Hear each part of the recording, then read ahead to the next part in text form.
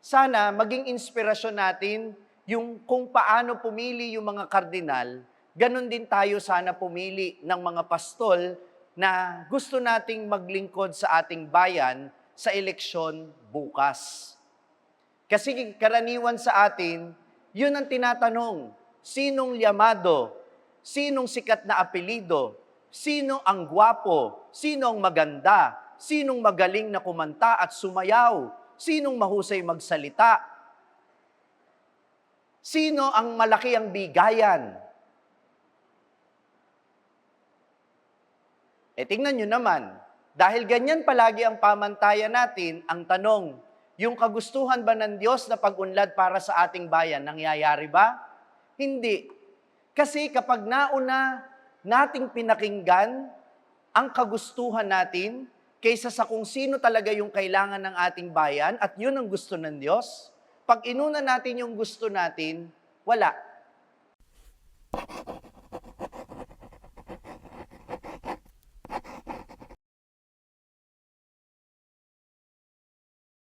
Sumainyo ang Panginoon. Ang mabuting balita ng Panginoon ayon kay San Juan. Noong panahong iyon, sinabi ni Jesus, "Nakikinig sa akin ang aking mga tupa, nakikilala ko sila at sumusunod sila sa akin. Binibigyan ko sila ng buhay na walang hanggan at kailan may hindi sila mapapahamak. Hindi sila maaagaw sa akin ninuman, ang aking Ama na nagbigay sa kanila sa akin ay lalong dakila sa lahat. Hindi sila maaagaw ninuman sa aking Ama. Ako at ang Ama ay iisa."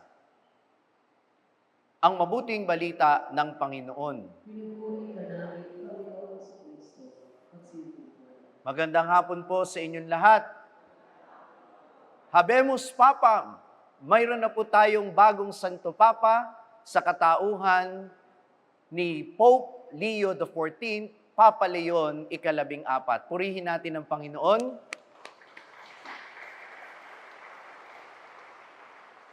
Ang pagkakaroon ng pinuno ng ating simbahan ay siyang nakikitang tanda na ang Panginoong Hesukristo ay tunay na muling nabuhay dahil hindi niya tayo pinababayaan, pinapadala niya sa atin ang mga pinuno na gagabay sa atin sa katauhan ng mga kahalili ng mga apostol. At alam natin na si Pope Leo XIV ang kahalili ni San Pedro, ika-267 kahalili, 267, successor of Peter. Kaya, lalong pinatitingkad ng pagkahirang sa kanya ang pagdiriwang natin ng Pasko ng muling pagkabuhay at mas lalo natin itong naiintindihan ngayon. Kagaya nga ng sabi ni Pope Leo XIV nung siya'y lumabas sa balkonahe ng St. Peter's Basilica, wala tayong dapat ikatakot.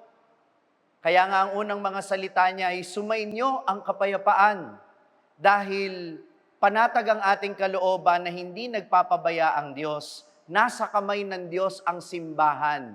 Kaya mapawi na sana ang ating mga agam-agam, mapawi na sana ang ating kalungkutan, at tapos na rin ang pananabik natin sa pagtataka natin, sino nga kaya ang magiging susunod na Santo Papa at ano ang magiging direksyon ng ating simbahan. Malinaw ang sinabi ni Papa Leon sa unang beses na siya'y magsalita sa ating lahat. Pagpapatuloy niya, anuman ang nasimula ni Pope Francis, at haharapin niya ang mga hamon ng kasalukuyan, ang mga pangangailangan ng mundo na pwedeng tugunan ng simbahan. At yan naman ang dahilan, kaya siya hinirang para harapin ang mga hamon na hinaharap ng simbahan ngayon upang ang simbahan ay manatiling tanda ng Panginoong muling nabuhay na nagbibigay liwanag sa mundo. Kaya yung pagpili sa Kanya, siguro'y ikinagulat din ninyo. Lahat ay tuwang-tuwa. Nung lumabas yung puting usok, nag-aabang na lumabas yung kardinal na mag-a-announce ng pangalan ng kung sino ang hinirang na Papa. At nung in-announce na ang Santo Papa ay si Robert Francis Cardinal Prevost. Yung nagsisigawang mga tao, biglang natahimik. Kayo din ba natahimik? Tinanong nyo rin ba sa sarili nyo, sino yan? Nagtaka din ba kayo? O dahil ang ine-expect ninyong lalabas doon, si Tagle?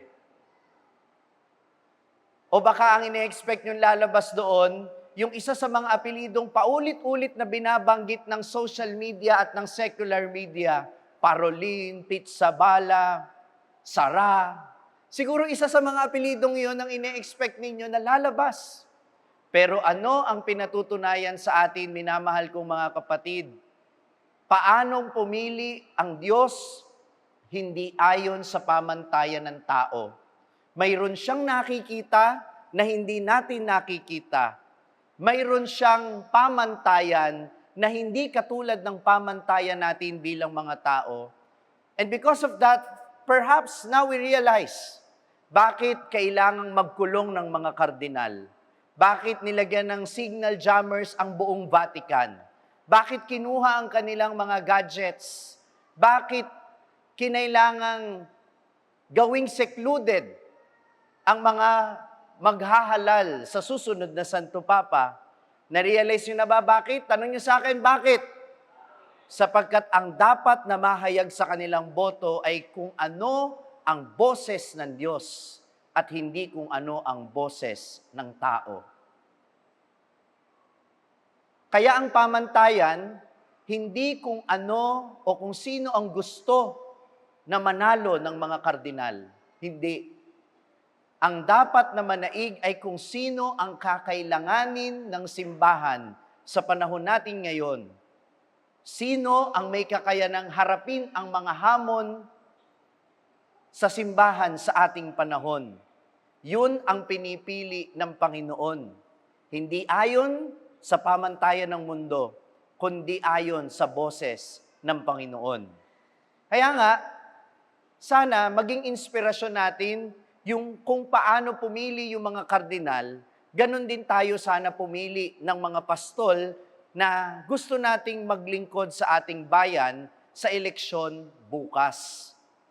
Kasi karaniwan sa atin, yun ang tinatanong, sinong yamado, sinong sikat na apelido, sino ang gwapo, sino ang maganda, sinong magaling na kumanta at sumayaw, sinong mahusay magsalita, sino ang malaki ang bigayan? Tingnan nyo naman, dahil ganyan palagi ang pamantayan natin, ang tanong, yung kagustuhan ba ng Diyos na pag-unlad para sa ating bayan, nangyayari ba? Hindi. Kasi kapag nauna nating pinakinggan ang kagustuhan natin, kaysa sa kung sino talaga yung kailangan ng ating bayan, at yun ang gusto ng Diyos, pag inuna natin yung gusto natin, wala. Kaya sana, matuto tayo doon sa mga kardinal na nahimik muna at nagdasal kung sino ang iboboto nila bilang Santo Papa. Maaring yung ibinubulong sa kanila ng Diyos, hindi yun ang sigaw ng mundo. Pero pinanindigan nila dahil alam nilang yun ang tama. Kaya kahit hindi sikat sa mundo, yung lumabas sa balkonahe ni San Pedro, naniniwala tayo na yun ang isinugo ng Diyos para sa ikabubuti, hindi lang ng simbahan, kundi ng mundo na ating ginagalawan.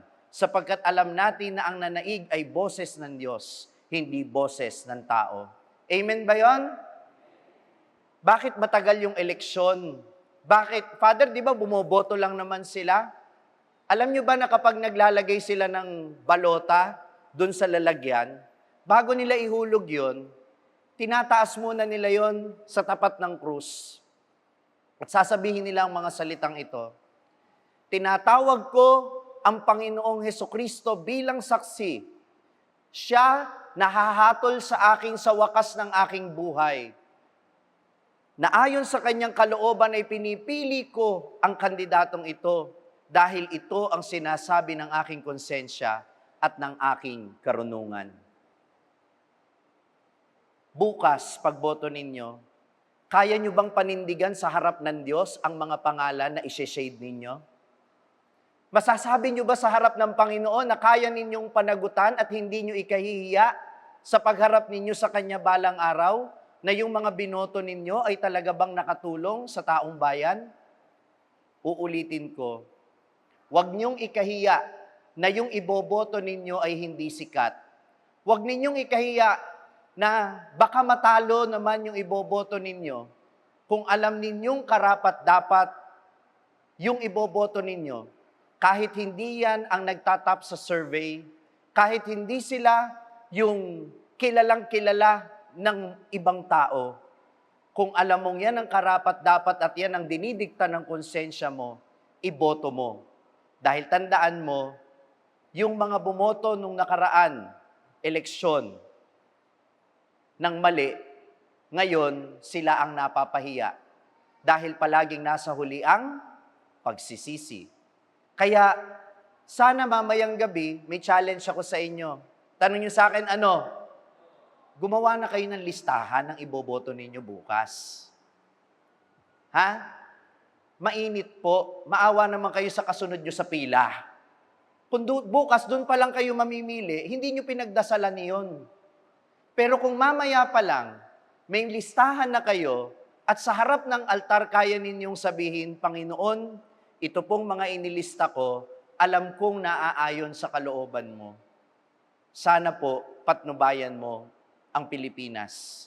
Sana po manalo ang mga nararapat na kandidato. Amen ba yon? So gumawa kayo ng listahan at ilista ninyo sapagkat ang kailangan natin ay kagaya ng mabuting pastol na may malasakit sa kawan. Kilala ang mga tupa, kilala ang sambayanan. Hindi yung mga nakikilala lang natin sa panahon ng halalan. Amen ba yon? Ilan kasi sa mga yan minsan mabait lang kung kailan kampanyahan. Pero pag hindi kampanyahan, hindi mo naman maramdaman. Paano mo masasabing sila'y mabuting pastol kung hindi naman nila kilala ang mga tupa na kanilang aalagaan? Kung pipili tayo, ang pamantayan natin, hindi kung sinong gwapo, hindi kung sinong talented, hindi kung sinong magaling magsalita o magaling mang-entertain sa atin, kundi kung sino yung totoong may malasakit sa atin. Hindi interes ng sarili, ng pamilya o negosyo, kundi kapakanan ng taong bayan. Panghuli, ngayon ay inaalala natin ang mga ina ng tahanan. Sila ang mga pastol na isinugo ni Jesus na mabuting pastol sa bawat tahanan. Palakpakan nga po natin ang mga nanay na naririto. Alam nyo ba, may kasabihan ang mga Hudyo, meron Jewish proverb, God cannot be everywhere, so He created mothers. Ulitin ko, sabi sa Jewish proverb, God cannot be everywhere, so He created mothers. Nilikha ang mga ina para ipadama sa konkretong pamamaraan kung paanong magmahal ang Diyos. Matyagang magmahal ang Diyos, kaya kahit napupuyat ang mga nanay nung tayo ay mga maliliit pa, ako nga pala'y maliit pa rin hanggang ngayon. Kung paano tayo tsinagang palakihin sa kabila ng ating kakulitan at paulit-ulit tayong pinagpapasensyahan at inuunawa ng ating mga ina, ganyan din ang Diyos sa atin. At kung paanong patuloy tayong tinatanggap sa kabila ng ating mga kahinaan at kasalanan, di ba't ganyan din ang Diyos sa atin? Kaya nga, kung meron mang nagpapakita ng mabuting pastol sa bawat tahanan, yun yung mga ina na nag-aalaga sa atin. Kung minsan, sobra ang pag-aalaga ng mga ina, kaya minsan hindi nila namamalayan, nakakasakit na rin pala sila. Naalala ko nung bata ako, napansin ko, pag exam week, gumagawa ng reviewer yung mami ko. Lahat kaming magkakapatid. Pero napansin ko, yung isang kapatid ko, bukod sa reviewer, pinagtitimpla pa ng Milo. At bukod doon, sinasamahan pa ng mami ko na mag-review. Bata pa lang po ako, diretso na akong magsalita. Sabi ko, Mami, may favoritism ka ba? At alam ninyo, kinausap ako ng mahinahon ng aking mami. Sabi niya sa akin, anak, alam mo ikaw, kapag binigyan ka ng reviewer, nasasagutan mo kaagad, natatapos mo kaagad, kahit nandyan ka lang sa isang sulok. Pero yung kapatid mo, pag binigyan ng reviewer, lalaruin lang yun. Kapag wala siyang motivation, hindi niya gagawin yon. Kaya tinitimplahan ko siya ng Milo. At kung hindi ko siya babantayan, walang mangyayari, kaya nandun ako sa tabi niya. Ikaw kaya mong mag-isa, siya hindi niya kaya. Anak, wala akong favoritism. Iba-iba lang ang pangangailangan ninyo at tinutugon ko ang mga pangangailangan ninyo batay sa bawat isa sa inyo. Mga anak, makinig kayo. Siguro minsan nami-misinterpret natin yung ating mga magulang, lalo na yung mga nanay natin. Pero subukan natin silang kausapin at doon natin makikita yung karunungan ng kanilang pag-aaruga. Pasensya na kayo, kasi wala namang pinag-aralan yung mga nanay natin kung paano ba maging mabuting ina. Madalas, kung paano lang sila pinalaki ng nanay nila, ganun lang din tayo pinalalaki. At pagpasensyahan nyo na yung kanilang mga pagkukulang. Pero tandaan ninyo, yung nanay mo, nag-iisa yan. Walang magiging kapalit yan sa buhay mo. Kaya sana sa araw na ito, bukod sa magpasalamat kayo sa kanila, iparamdam ninyo sa kanila na mahalaga sila. Dahil kahit kailan, gustong-gusto ng mga nanay natin na ipinaparamdam na mahalaga tayo. Kaya nga kahit anong itsura natin, tayo ang pinakamaganda at pinakagwapo sa paningin nila. Kahit hindi maganda ang ugali natin, pinagtatanggol pa rin tayo sa iba. Sapagkat ang bawat ina ay kagaya ni Jesus na mabuting pastol. Mahalaga tayo sa kanilang paningin.